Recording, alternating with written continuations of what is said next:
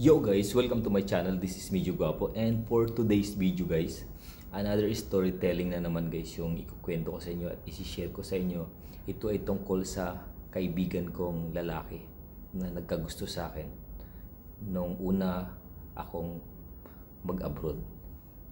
So hindi ko na babanggitin guys kung anong taon ako nagsimulang mag-abroad, pero nakasama ko siya, nakasabay ko, kabats ko, at nagkasama kami sa isang room pagdating namin dito sa Dubai.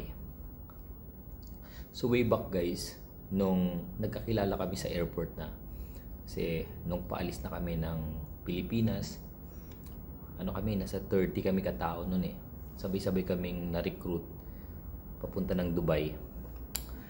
So puro kami lalaki guys. Siyempre, dun sa grupo na yon, ako yung pinakabata nung time na yon, nung mag-abroad ako. At meron akong nakakilala agad, ay hello, sabi niya, nag-una kami nagkakilala, saan punta mo bro? Sabi ko, Dubai. Then, sakto, Dubai din ako. Sabi niya, anong company mo? Pinanggit ko, sinabi ko yung company ko ganito. Sabi niya, sakto, parehas tayo ng company na pupuntahan. Anong trabaho mo? Sabi ko, security. Sabi niya, security din ako. Parehas tayo talaga ng trabaho na pupuntahan, same company. So yun nga guys, mula nung nagkakilala kami doon at nagkatanungan kami ng pangalan, naging close kami, sama kami kung saan kami pupunta sa airport, papunta kasi bago kami guys. Hindi namin alam yung gagawin namin. First time namin mag-abroad. So pupunta kami sa OWA, sa Papachi Immigration, lahat. Sabay kami. Hindi kami naglalayo. Hanggang sa pagdating namin ng immigration, habang doon sa waiting area, kwentuhan ng buhay namin. May pamilya na ako, sabi ko sa kanya. May 3 na akong anak. Pero siya, binata siya guys. Wala pa siyang asawa nung time na yun. Hanggang sa nagkapalagay ng loob, sabi niya, bro, pagdating natin sa ibang bansa, doon nga sa Dubai, pagdating natin, dapat parehas tayo ng room, tapos magkasama tayo para at least hindi na tayo maninibago sa isa't isa dahil nagkakilala na tayo dito. So, to cut the story short guys, pagdating nga namin dito ng Dubai, yun, nagkasama kami sa isang room. Tapos first time namin, anim kami sa isang room. So first time namin, wala pa kami mga pera, nag-share kami sa mga pagkain na lagi kami share sa lahat ng bagay, pagkain, bigas, lahat. So magaling siya magluto. So ako naman, siyempre hindi ako masyado marunong magluto. Siya na lagi nagluluto, nagbibigay na lang ako ng share ko sa pagkain. Tapos hanggang sa tumatagal, nagiging close kami ng close. Yung tinatanong niya ako kung anong gusto kong ulam, anong gusto niyang lutuin niya.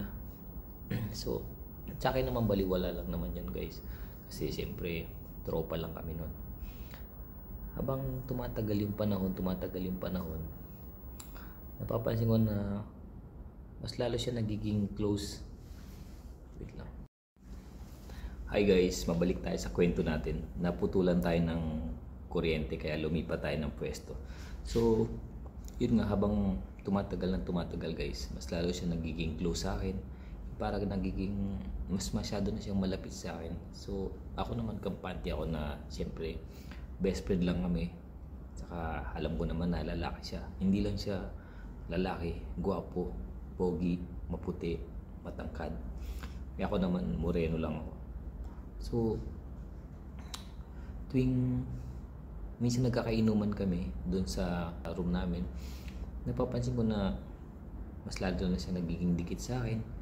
Tapos marami na siyang sinasabi sa akin na mag-iingat daw ako sa mga babae dito, ganyan. Kasi hindi natin alam, hindi natin kilala. Maraming mga manluloko, basta mag-iingat ka sa mga babae, ganyan. Parang pinapaalalahanan niya ako palagi. Tapos nandun yung care na niya. Habang tumatagal guys, nagkakaroon na siya ng care sa akin.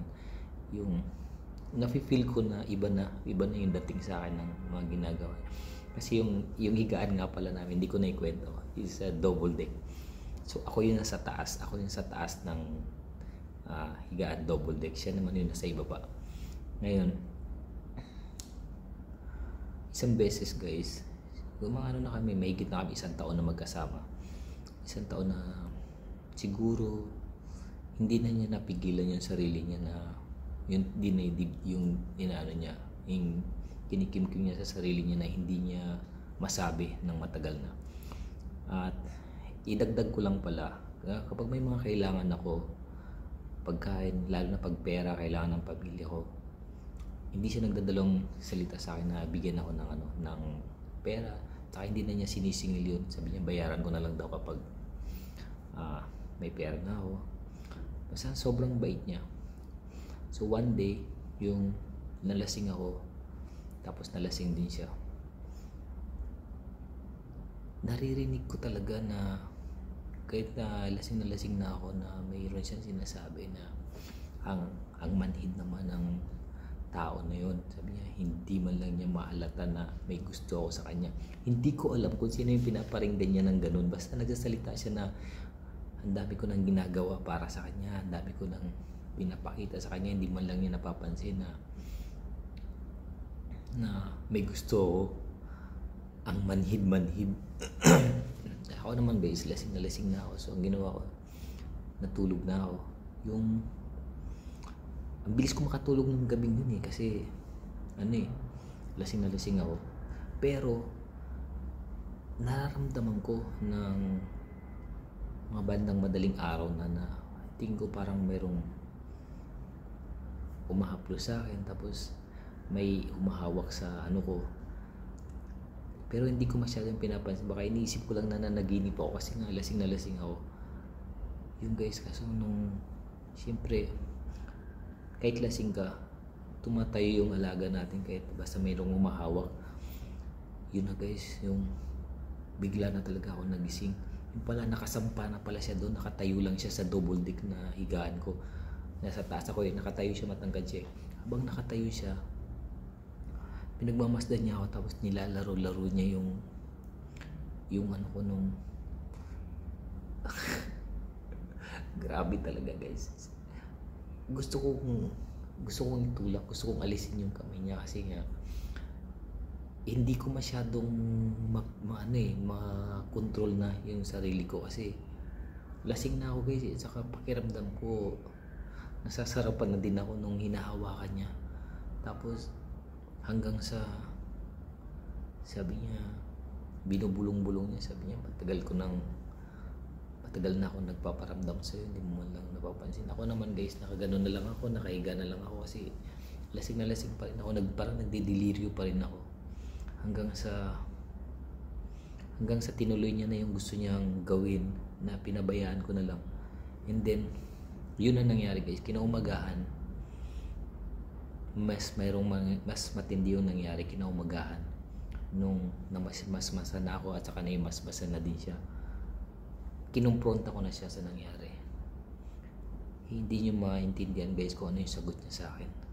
So kung nagustuhan niyo tong kwento ko guys, comment below kung gusto niyo ng part 2. Kukwento ko sa inyo yung part 2.